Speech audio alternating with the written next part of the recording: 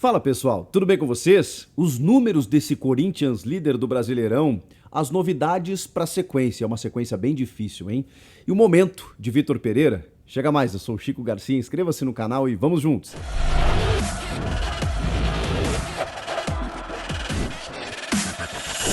Pessoal, sei que ainda é cedo, mas bora falar desse Corinthians que se tornou líder do Campeonato Brasileiro depois de 4 anos, ou quase isso, desde a segunda rodada do Campeonato Brasileiro de 2018. É claro que é muito cedo, normalmente o começo do campeonato ele traz algumas pegadinhas, né? Algumas equipes que se tornam líderes e acabam disputando até fuga de rebaixamento no final da temporada, outros que acabam crescendo no segundo turno. Mas é aquela velha frase do Pepe Guardiola, né, que a gente repete todo o começo de Brasileirão. Você não ganha o campeonato nas 10 primeiras rodadas, mas você perde. O que ele quer dizer com isso? Que talvez a gente não saiba quem vai ganhar o campeonato no começo, exatamente por se tratar das rodadas iniciais, né? É muito cedo para você saber. Agora, se você perde muito tempo para entrar na competição, dentro das 10 primeiras rodadas, você dificilmente vai conseguir se recuperar, porque não dá tempo. Eu sempre vou citar o exemplo do Grêmio, que depois de 8 rodadas conquistou apenas 2 pontos. E vejam só, não conseguiu nem escapar do rebaixamento, porque demorou muito. E quando você conversa, né, com até jogadores do plantel, eles entendem que aquele início de campeonato, porque aí você se afunda, a pressão começa a ficar muito grande, mas não é obviamente o caso do Corinthians, eu estou falando aí na questão da busca pelo título. Se você não consegue figurar entre os primeiros colocados, fica mais difícil. Não quer dizer que você estar entre os primeiros, nas 10 primeiras rodadas, você vai ser campeão. Mas se você não estiver, dificilmente você vai chegar. É mais ou menos esse o raciocínio. Claro que a gente está falando de duas equipes mais fragilizadas em relação ao Corinthians, em relação ao plantel do Corinthians, como Botafogo e Avaí, mas o que a gente precisa avaliar? O contexto. O contexto é o momento do trabalho do Vitor Pereira, que visivelmente chegou aqui e não conhecia o elenco do Corinthians. Ele começou a tatear, ele começou a tentar entender alguns jogadores, evidentemente, que ele conhecia, né? Alguns com mais renome, como o William, de destaque na Europa e seleção, Paulinho, Renato Augusto. Esses jogadores é óbvio que ele conhecia. Até o Juliano também, o Roger Guedes, são jogadores, além dos que já estavam aqui, como Cássio Fagner. Pode ser que ele ele conheça realmente esses jogadores. Agora, aquela mecânica, né, de time, pelo encaixe, características dos jogadores, isso ele viu no dia a dia. E era inegável que ele precisava de um tempo para tentar entender de que forma esse time poderia jogar. E ele já foi apresentado ao Campeonato Paulista, já com clássicos na sequência, em que ele precisava dar uma resposta e, ao mesmo tempo, implementar o seu jeito de treinar. Não tinha como, ele não tinha tempo para isso. Agora, o que ele vem fazendo? Ele vem dando aquele equilíbrio físico. Me chamou a atenção na última entrevista coletiva em que ele clareou as nossas ideias, né, em relação ao que a gente está vendo, que a gente está enxergando sobre esse aspecto físico. Por exemplo, ele não citou nomes, mas ele disse que o jogador que tiver mais descansado, ele vai conseguir render tecnicamente melhor. Ele falou obviedades até, mas é interessante quando o treinador vem a público e explica pra gente o porquê daquelas mexidas. O porquê que o Paulinho, por exemplo, e o William saem no intervalo do jogo contra o Botafogo. O porquê a gente vê que o Renato Augusto não estava conseguindo jogar tudo que ele sabe contra o Avaí, porque você precisava dar minutos. O porquê ele recorre ao banco e promove uma dupla mais jovem, mais ágil, como o Raul e o João Vitor, e coloca o Gil em determinados jogos. E é o que ele vai fazer a partir de agora, porque não tem como, não tem como.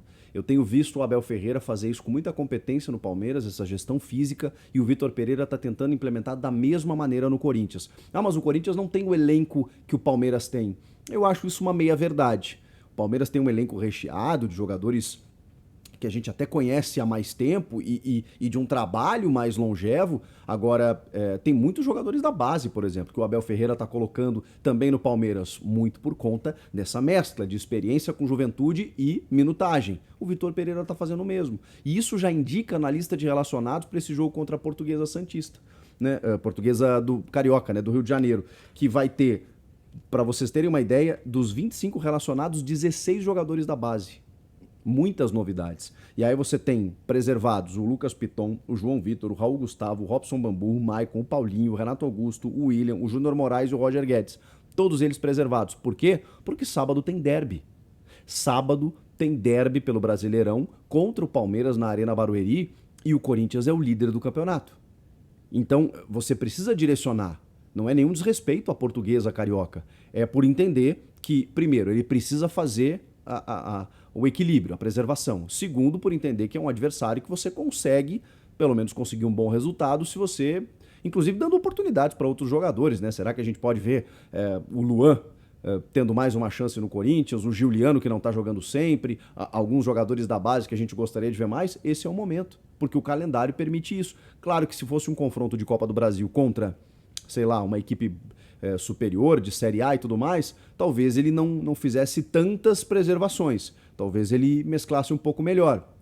Mas como é um adversário realmente que não oferece tantos riscos, eu acho que ele pode fazer isso sim. E depois, na próxima terça-feira, tem o Boca Juniors pela Libertadores. Então não tem como. Se ele preserva agora, ele consegue ter esses caras para utilizar nos próximos 2 jogos. E ainda assim, talvez, substituindo um ou outro no segundo tempo para tentar dar um descanso aqui e ali. Ele vai ter que fazer isso, senão não tem como sustentar. Então deixa eu dar os números aqui desse Corinthians, líder do Campeonato Brasileiro, que é muito interessante. Um abraço para a galera do Footstats aí, que faz um trabalho muito bacana. É o primeiro em pontos, né? 6 pontos, 2 vitórias. É o primeiro em gols, 6 gols marcados, apenas 1 gol sofrido. Inclusive é o terceiro nesse quesito, que menos sofreu gols. É o primeiro em pontaria na finalização, 52% de acerto. É o primeiro em dribles, 21 dribles acertados. É o primeiro em desarmes, 39 desarmes.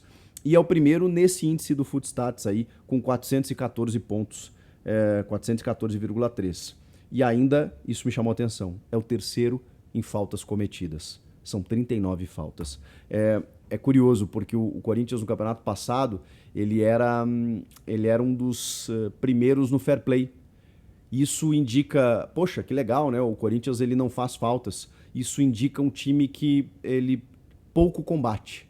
Era um time que fazia poucos desarmes, pouco combatia, perdia muitas disputas no meio-campo e isso se verificava dentro do jogo. Quando você... Não quer dizer que você seja violento quando você comete mais faltas. Significa, muitas vezes, uma falta tática, você saber usar a falta como estratégia, você ter exatamente esse combate para impedir que o adversário progrida. Isso dentro de um equilíbrio, evidentemente, né? Você não vai ficar batendo o jogo inteiro, porque você corre o risco de cartões, você corre o risco de fazer faltas próximas à tua área. Se essa falta ela ocorre no campo do adversário, especialmente dentro da filosofia, né? Dentro do objetivo do perde-pressiona, de você roubar a bola no campo do adversário, e pela estatística, o time que faz mais isso, mais próximo ele está do gol, é isso que pretende o Vitor Pereira, eu acho muito interessante. Então esses números, na verdade, eles servem para que a gente possa interpretá-los. De que maneira o Vitor Pereira está tentando pensar a equipe? É uma equipe que hoje já tem mais posse, que está tendo um pouquinho mais de velocidade, exatamente pelos jogadores que estão entrando em campo, que tem mesclado aí dentro de um rodízio que ele vai se estabelecer,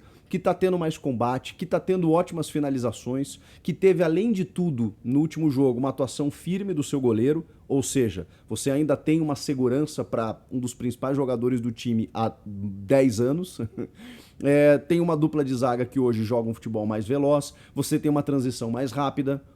São ajustes que o Vitor Pereira tem feito no time. A chegada dele foi, né, um pouco turbulenta, porque ele já chegou com clássicos, e aí teve eliminação no Paulista, e aí já teve todo aquele, né, aquela semana complicada, com visita da organizada no CT, com ameaças, com protesto, aquela coisa toda. É só o começo do Campeonato Brasileiro. Mas me indica que o trabalho começa a dar resultado. Ainda é cedo, inclusive, para a gente avaliar o trabalho do Vitor Pereira, até pela qualidade dos adversários. Mas o que eu analiso é o movimento do time. São as escolhas dele, são os pensamentos dele na entrevista coletiva, é a gestão física do elenco, é o acréscimo de jogadores em que ele está percebendo que pode fazer determinada função, como o Roger Guedes, né, jogando mais na ponta ou tendo um pouco mais liberdade partindo de frente, não sendo a referência jogando de costas. Isso só para dar um exemplo do que o Vitor tem prometido e implantado dentro do time do Corinthians. É promissor. E a gente vai analisando jogo a jogo, né? O que vocês estão achando? Comenta aqui, inscreva-se no canal e eu volto na próxima. Tchau!